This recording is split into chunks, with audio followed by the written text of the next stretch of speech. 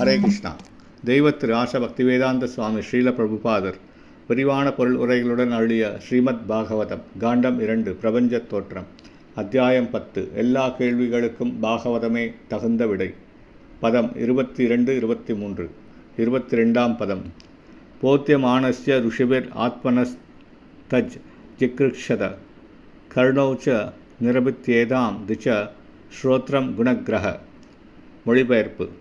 பெரும் முனிவர்கள் பரமபுருஷர்களை பற்றி கேட்க விரும்பியதால் செவிகள், செவியுறும் சக்தி, செவியுறுவதை ஆளும் மூர்த்தி மற்றும் செவியுறுவதற்கான பொருட்கள் ஆகியவை தோன்றின. பொருளுரை. பகவத்கீதையில் குறிப்பிடப்பட்டுள்ளதைப் போல அறிவு முன்னேற்றத்தின் வாயிலாக அனைத்திற்கும் ஆதாரமாக இருக்கும் பரமபுருஷரை பற்றி அறிய ஒருவன் முயல வேண்டும். அறிவு என்பது பகவானின் ஆணையால் இயங்கிக் கொண்டிருக்கும் இயற்கை சட்டங்களை பற்றிய அறிவையும் சரீரத்தை பற்றிய அறிவையும் மட்டும் குறிப்பதாகாது. ஜட இயற்கையில் இயங்கிக் கொண்டிருக்கும் இயற்கை சட்டங்களை பற்றி அறிவதில் விஞ்ஞானிகள் ஆவலுள்ளவர்களாக இருக்கின்றனர்.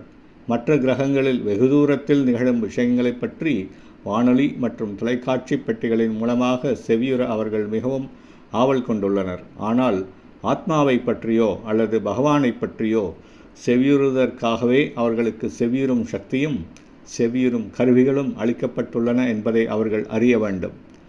துரதிருஷ்டவசமாக செவியுறுவதற்கான சக்தி இகலோக விவகாரங்களின் ஓசைகளை கேட்பதில் துஷ்பிரயோகம் செய்யப்படுகிறது. பெரும் முனிவர்கள் வேத அறிவின் வாயிலாக பகவானை பற்றி செவியுறுவதில் ஆர்வம் கொண்டிருந்தனர், வேறு விஷயங்களில் அல்ல. அதுவே செவி வழியாக பெறப்படும் அறிவிற்குரிய ஆரம்பமாகும். 23ஆம் பதம். வஸ்துனோ மிருது காடின்ய லகு குர்வ் ஓக்ஷ்ண சீததாம் ஜிக்ருக்ஷதஸ் த்வன் நிர்பின்னா தஸ்யாம் ரோம் மஹீஹ்ருதா தத்ர சாந்தர் பகிர் வாதஸ் த்வச்சா லபத் குணோவ்ருத. மொழிபெயர்ப்பு.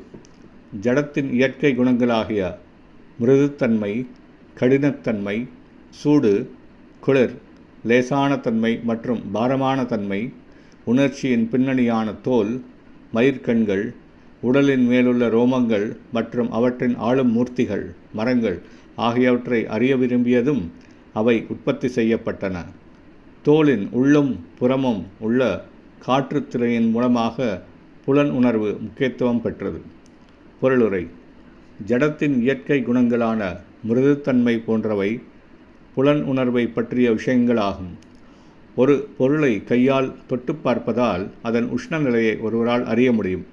ஒரு பொருளின் கனத்தை அளக்க அதை கையால் தூக்குவதன் மூலமாக அப்பொருளின் கனமான தன்மையையோ அல்லது லேசான தன்மையையோ ஒருவரால் மதிப்பிட முடியும். தோலின் மயிர்கண்கள் மற்றும் உடலின் மேலுள்ள மயிர்கள் ஆகிய அனைத்தும் ஸ்பரிச உணர்ச்சியுடன் ஒன்றுக்கொன்று சார்புள்ளவையாகும். தோலின் உள்ளேயும் வெளியேயும் வீசும் காற்று கூட புலன் உணர்வுக்கான ஒரு பொருளே ஆகும்.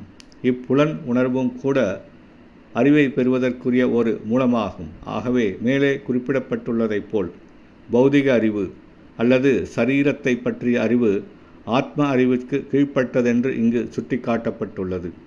ஆத்ம அறிவு பௌதிக அறிவையும் உள்ளடக்கியதாகும். ஆனால் பௌதிக அறிவு ஆத்ம அறிவை நோக்கி அழைத்துச் செல்லாது. உடலின் மீதுள்ள ரோமங்களுக்கும் பூமி எனும் உடலின் மீதுள்ள தாவர வகைகளுக்கும் இடையில் நெருக்கமான ஓர் உறவு உண்டு. காய்கறி உணவும் மருந்தும் தோலுக்கு உணவுச்சத்தாக இருக்கின்றன. இது 3ஆம் காண்டத்தில் குறிப்பிடப்பட்டுள்ளது. ஹரே கிருஷ்ணா.